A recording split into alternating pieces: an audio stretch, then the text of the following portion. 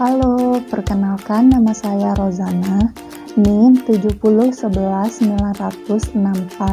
kelas Sistem Informasi 3C. Tugas Biologi Umum. Di sini saya akan menjelaskan 3 materi. Yang pertama, sistem pernapasan manusia, yang kedua, sistem pencernaan manusia, dan yang ketiga, sistem peredaran darah.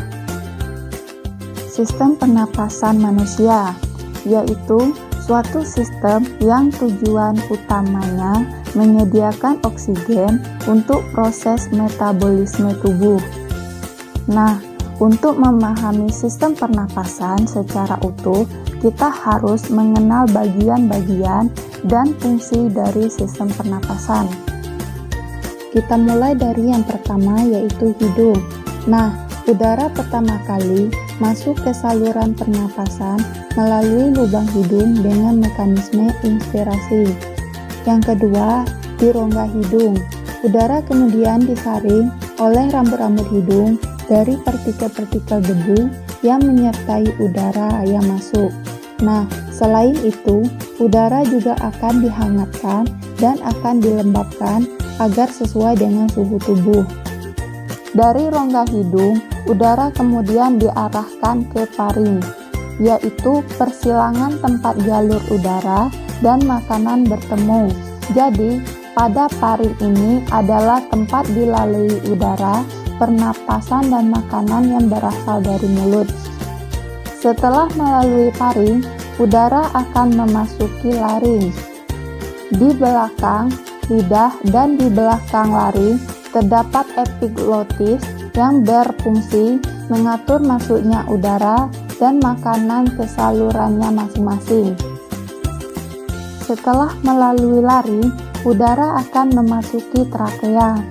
Trakea terdapat kartilago tulang rawan yang memperkokoh trakea, sehingga saluran ini akan tetap terbuka. Setelah melalui trakea, udara akan memasuki bronkus. Terdapat 2 cabang yang disebut bronkus. Bronkus ini masing-masing mengarah ke salah satu paru-paru. Bronkus bercabang-cabang lagi ke dalam paru-paru menjadi saluran-saluran kecil yang disebut bronkiolus. Sistem pencernaan manusia. Yang pertama, mulut. Pencernaan dimulai di dalam mulut, gigi memotong makanan, kelenjar ludah menghasilkan enzim yang berfungsi untuk menghaluskan makanan agar mudah ditelan. Lalu lidah mendorong makanan ke kerongkongan. Kerongkongan.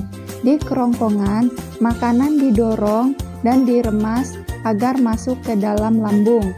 Proses ini terjadi selama 5-6 detik. Lambung. Lambung memiliki 3 fungsi.